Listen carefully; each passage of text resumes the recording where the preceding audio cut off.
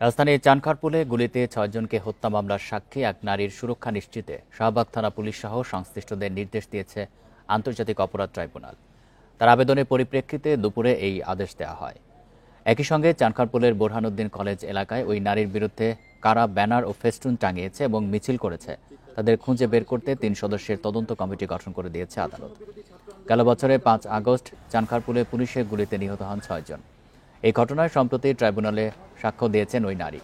এই মামলার আসামি সাবেক ডিএমপি কমিশনার হাবিবুর রহমান, রমনা জোনের এডিসি শাহ আলম মোহাম্মদ আখতারুল ইসলাম, এসি মোহাম্মদ ইমরুল সহ ৮ পুলিশ সদস্য। এর মধ্যে সরাসরি গুলি করা ৩ কনস্টেবল সহ ৪ জন গ্রেপ্তার আছেন।